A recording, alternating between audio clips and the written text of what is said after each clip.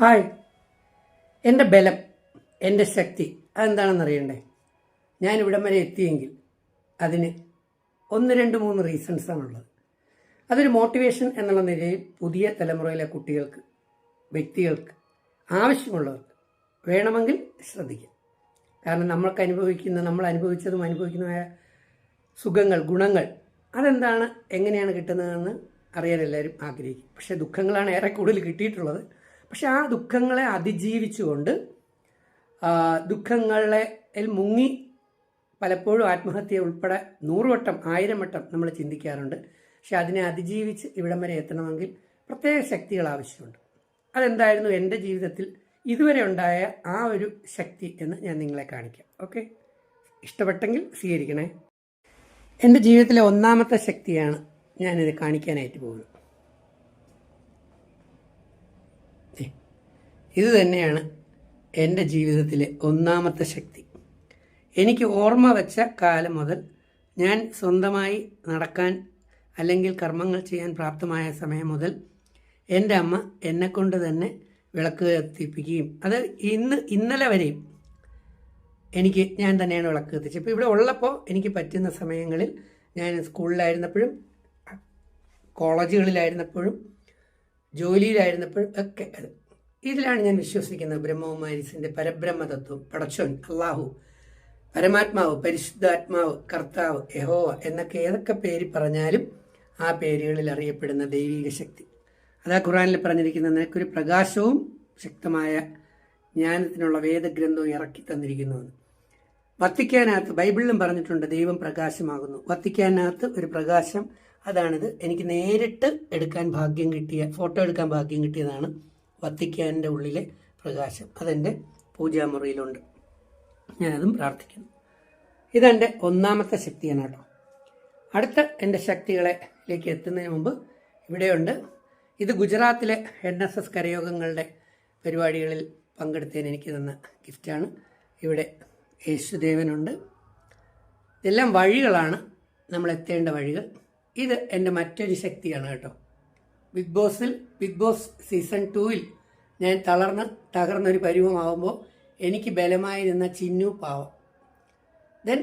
ഇത് കേരളകൗമുദി പത്രം എത്രയോ വർഷങ്ങൾക്ക് മുമ്പ് എന്നെക്കുറിച്ച് എഴുതിയതാണ്.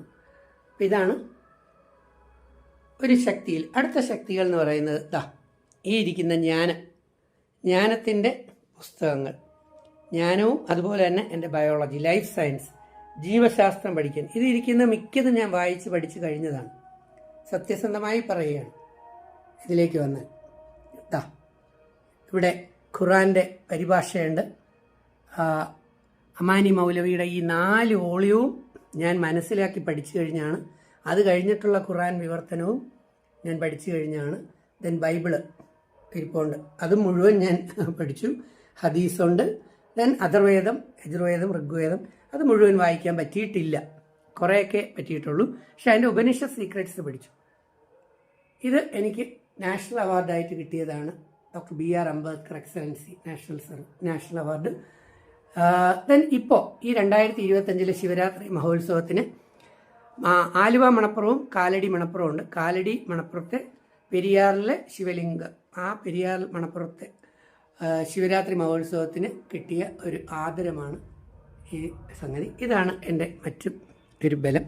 അത് കഴിഞ്ഞ് എൻ്റെ ഒരു ബലം എന്ന് പറയുന്നത് എൻ്റെ ഈ വീട് തന്നെയാണ് എൻ്റെ ബലം. വലിയ വീടൊന്നുമല്ല, പലർക്കും അറിയാം. എന്നാലും ദൈവാനുഗ്രഹം കൊണ്ട് ഇത് ഒന്ന് മോടി പിടിപ്പിക്കാനും അതൊന്ന് ബലപ്പിക്കാനും ഒക്കെ കഴിഞ്ഞിട്ടുണ്ട്. അമ്മ കെട്ടിയ വീടാണ്, ഞാനൊന്ന് പുതുക്കി എന്നുള്ളതേ ഉള്ളൂ. ഇതിലൂടെ ഞങ്ങളുടെ കൊച്ചടുക്കള, ഞാൻ തന്നെയാണ് ഇന്ന് ഫുഡൊക്കെ വെച്ചത്. ഇത് ഞങ്ങളുടെ കൊച്ചൊരു വർക്ക് ഏരിയ. ഇതൊക്കെ തന്നെയാണ് ഞങ്ങളുടെ മറ്റൊരു ബലം. ഇനിയുള്ള ബലം, ഇത് ഇവിടെ നിൽക്കുന്ന ചേച്ചിയുടെ കട്ടിലാണ്. ഇത് എനിക്ക് കിട്ടിക്കൊണ്ടിരിക്കുന്നത്. പണം പലപ്പോഴും കിട്ടാറില്ല, പക്ഷെ ഞാൻ സമ്പന്നനായിക്കൊണ്ടിരിക്കുകയാണ്. ഇതാണ് എൻ്റെ സമ്പത്തുകൾ. ഖുർആൻ പറയുന്നു, ദൈവം നിനക്ക് തരുന്ന സമ്മാനങ്ങൾ അല്ലെങ്കിൽ അനുഗ്രഹങ്ങൾ, സ്ഥാനമാനങ്ങൾ ഇവയെല്ലാം നീ പ്രദർശിപ്പിക്കണം എന്ന്. അത് പഠിച്ചു കഴിഞ്ഞതിന് ശേഷമാണ് ഇത്രയും മനോഹരമായിട്ട് ഇത് പ്രദർശിപ്പിക്കണം എന്ന് എനിക്കും തോന്നിയത്. കാരണം ദൈവം നമുക്ക് പലതും തരുന്നില്ല, അല്ലെങ്കിൽ നമുക്കൊന്നും കിട്ടുന്നില്ല എന്ന് പറയുമ്പോൾ തോന്നുമ്പോൾ നമ്മൾ ദൈവത്തെ കുറ്റം പറയും. പക്ഷെ ദൈവം നമുക്ക് ഗുണങ്ങൾ ഒരുപാട് തരുമ്പോൾ നമ്മൾ അതിന് നന്ദി സൂചകമായി ഒന്നും പറയാറേ ഇല്ല. ഇതെല്ലാം 3-4 തട്ടുകളായിട്ടാണ് ഇരിക്കുന്നത് കേട്ടോ. ഒരു തട്ടിൽ തന്നെ 3-4 ലെയറുകളുണ്ട്. കാരണം ഇതുപോലെ ഒരെണ്ണം വാങ്ങിക്കാൻ ബുദ്ധിമുട്ടാണ്. എന്നെ പ്രാപ്തമാക്കിയ എൻ്റെ അമ്മയുടെ പടമാണ്.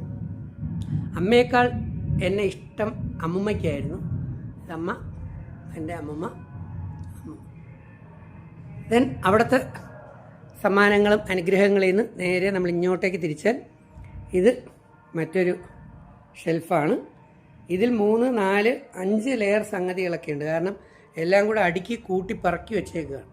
വീട് റിനോവേറ്റ് ചെയ്തപ്പോൾ പലതും പോയി ചാക്ക് കെട്ടുകളിലാക്കിയിരുന്നു. ഏകദേശം 550-600-ലധികം അവാർഡുകൾ, മെമൻറ്റോകൾ ഇങ്ങനെ നിരത്തി വെച്ചിട്ടുണ്ട്. ഇതെല്ലാം ഈ ഇല്ലായ്മയിൽ നിന്ന് ഉണ്ടാക്കാൻ കഴിഞ്ഞാണ്. ഇതും മറ്റൊരു ബലമാണ് വീട്ടിനകത്തേക്ക് കയറി വന്നു കഴിയുമ്പം ഉണ്ടാകുന്നത്. ഇത് ഇപ്പം കിട്ടിക്കൊണ്ടിരിക്കുന്ന സമ്മാനങ്ങളാണ്. ഇതും മറ്റൊരു ശക്തിയാണ്. പണം പലയിടത്തുനിന്നും കിട്ടുന്നത് കുറവാണെങ്കിലും പരിപാടികൾക്ക് പോകുമ്പോൾ അല്ലെങ്കിൽ അവാർഡും ആദരങ്ങളും വിളിച്ചു തരുന്നത് ഇത് ഇപ്പം കിട്ടിക്കൊണ്ടിരിക്കുന്നത്. അപ്പോൾ ഇതാണ് എൻ്റെ ഒരു 2-3 ബലങ്ങൾ. ഇത് കണ്ടുവെങ്കിൽ തീർച്ചയായിട്ടും ഇതെൻ്റെ ഒരു ബെഡ്റൂമാണ്. അതും കാണണം. എൻ്റെ കട്ടിൽ 2 തലയണ, ഒന്ന് തലവയ്ക്കാനും മറ്റൊന്ന് കെട്ടിപ്പിടിക്കാനും. കൊച്ചിലെ തന്നെ അമ്മ അങ്ങനെ പഠിപ്പിച്ചതുകൊണ്ട് തലയണ നമ്മുടെ ഒരു സുഹൃത്താണ്. പിന്നെ ദൈവമാണ് കൂടെയുള്ളത്. അപ്പോൾ ഇതൊക്കെയാണ് എൻ്റെ ശക്തികൾ. ഇത് ഞാൻ നിങ്ങളെ കാണിച്ചതെന്ന് വെച്ചാൽ പലവട്ടം വീണിട്ടുള്ള ആളാണ്. പലവട്ടം എന്നെ തകർത്തിട്ടുണ്ട്, പരിഹസിച്ചിട്ടുണ്ട്, അപമാനിച്ചിട്ടുണ്ട്, ചതിച്ചിട്ടുണ്ട്. മനസ്സാ വാച അറിയാതെ ഒരുപാട് ചതികളും വഞ്ചനകളും ദ്രോഹങ്ങളും അനുഭവിച്ചിട്ടുള്ള ഒരാളാണ് ഞാൻ. ഒന്നുമില്ലായ്മയിൽ നിന്ന്, ബിഗ് സീറോയിൽ നിന്ന് സ്വയം വഴിവെട്ടി വന്നു എന്നൊക്കെ പറയുന്ന പോലെ ഇവിടം വരെ എത്താൻ എനിക്ക് ഭാഗ്യം കിട്ടിയ അത് ദൈവാനുഗ്രഹം. ഞാൻ ഈ കാണിച്ച ശക്തികളാണ്. ദൈവിക ശക്തിയും ജ്ഞാനമെന്ന് പറയുന്ന വേദഗ്രന്ഥങ്ങളുടെ ശക്തി. ഇത് ജ്ഞാനം അല്ലെങ്കിൽ വേദമൊക്കെ ഞാൻ വായിക്കുന്നതിന് മുമ്പാണെങ്കിൽ പലവട്ടം ഞാൻ മറിഞ്ഞു വീണതാണ്, പലരുടെയും കൈകളിൽ വീണതാണ്. അപ്പോൾ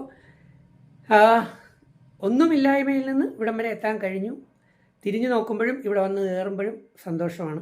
ഇനി ഇത്രയും തന്നെ എത്തിയതിൽ വളരെയധികം സന്തോഷമുണ്ട്. അതിന് ദൈവത്തിനോടും ഒരുപാട് നല്ല മനസ്സുള്ള മനുഷ്യർ എന്നെ സഹായിച്ചിരുന്നു. ഇപ്പോൾ കൂടുതൽ കുട്ടികളെയും ജനങ്ങളെയും സമൂഹത്തിനെ സഹായിക്കാൻ വേണ്ടിയാണ് സിനിമ ഇൻഡസ്ട്രിയിൽ ഒരു ആർട്ടിസ്റ്റ് എന്നുള്ള നിലയിൽ ഇറങ്ങിയത്. എൻ്റെ നാട്ടുകാരനാണ്, ചിറയൻകീഴുകാരനാണ് നമ്മുടെ പ്രിയപ്പെട്ട പത്മശ്രീ പത്മഭൂഷൺ പ്രേം നസീർ സാർ. അവർ നല്ലൊരു മനുഷ്യത്വമുള്ള ഒരു നടനായിരുന്നു. അത്രയൊന്നും ആവാൻ പറ്റിയില്ലെങ്കിൽ പോലും ഒരു നല്ല മനുഷ്യത്വമുള്ളൊരു സിനിമാ നടനും കൂടി ആയി വളർന്നുയരണം. അങ്ങനെ ഒത്തിരി പേരെ സഹായിക്കണം.